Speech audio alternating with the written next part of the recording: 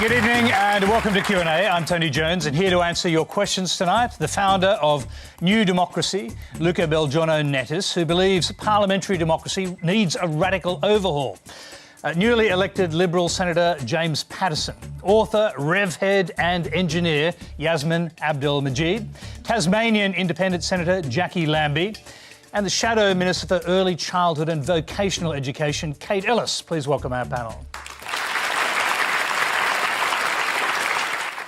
I think the problem with the parliament now, it's a bit like cats in a sack. And, you know, we might think, let's put a more clever cat into the sack, thinking that that might resolve things. And what we forget is actually the problem is the sack, you know. So how can we actually provide a more collaborative space? I mean, that's what we're trying to do with this parliament, because now, whatever happens here, there seems to be this sort of cheap point scoring, one-upmanship. We've got to try and get away from this. I think most Australians, the public, is just frustrated and exasperated with this unproductive bickering. Can we not do something better? Let's ask the politicians that, the cats in the sack, as it were. James Paterson, you're one of the new cats in the sack. Yes. What do you think? It's a very cute analogy, so 4 points for that, Luca. Coming back to Daniel's question, though. And Kate Ellis. Hi. You've been burbled already from one of the other cats. Now, how can you actually solve these problems from inside? Can you solve these problems from inside Parliament, from inside the sack, as Luca suggests? I'm going to just move away from the cats in the sack analogy for a moment, I think, and maybe go back to Daniel's question. I'm just not going to sit here and say that our Parliament, it is beyond it to come up with real action to address this critically important issue.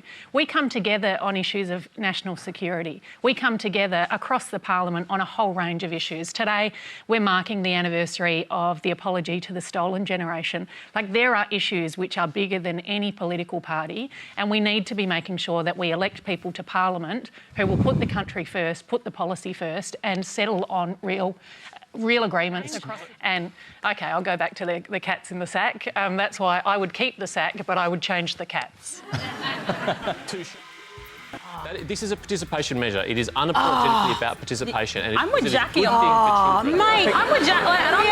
I'm with Jackie. You know how many families out there that have been living in public housing where you're in the third and fourth generation? It just doesn't work like that. Why should those kids be paying the penalty being stuck inside those houses? Get them out of there. They won't be. Yeah, bullshit. Okay, I'm really angry about this. Get those kids out of there.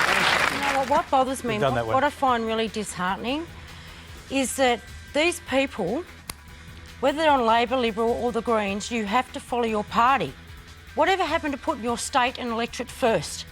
Whatever happened to be able to cross you can say you can cross the floor, but that's crap.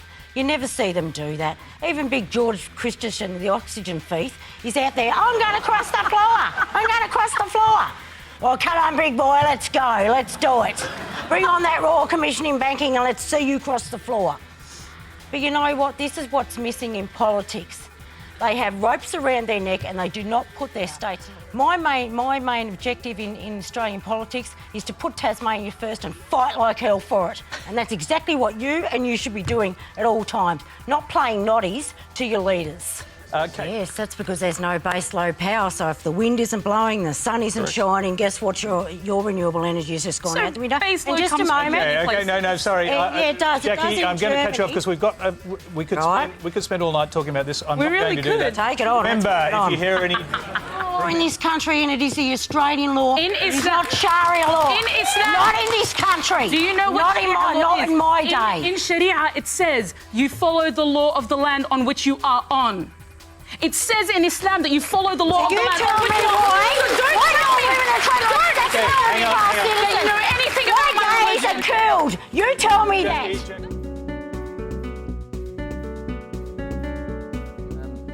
You know, this might be great theatre, and I know that Q&A is as much about the contest of ideas as it is about anything else. But I have a view about democracy, and I don't think I'm alone here. I think democracy is principally about social cohesion. Yes, the contest of ideas is important, but principally we are here to try and find how we can live together better. How do we do democracy better? I think the way we do it today is fraught because we are effectively promoting our differences because we are trying to elect people that are different from each other. They're campaigning to sort of win the vote. That is not the way democracy was originally conceived. Democracy was conceived as an inclusive, collaborative affair. So that is the genius, the original genius of democracy. Random recruitment. And I know most people think, oh, the jury, what do those people know? But with these projects that are being done around the world, in the last 10 years or so in particular, hundreds of citizen juries, here in Australia, dozens, they prove, they certainly demonstrate there's a real capacity for everyday people to address complex issues and come up with sensible recommendations to government. I think the most underused asset in politics today is the common sense of everyday people, not when they vote, but when they deliberate together, not when they are debating, but when they are deliberating, when they have no incentive to win the debate. What they are there for is to actually resolve the issue. So can we not conceive, I mean, that's what this citizen jury model is about. It's been inspired by the ancient Greeks. I know there's a lot of people out there might think, oh, the Greeks, you know, they're the people that excluded women and slaves. And I say, well, yeah, well, that's what the Americans and the British did 2,000 years later. And even worse, they didn't include poor people. The Greeks had poor people. They had their parliament constituted by random selection, not by elections. Now that is like sort of, oh, that's really radical. But the experience that we have around the world now in the last 10 years or so with these citizen juries, not just here in Australia, in Ireland they just had one recently where they had a constitutional convention made up of 99 people, 66 of whom were randomly recruited.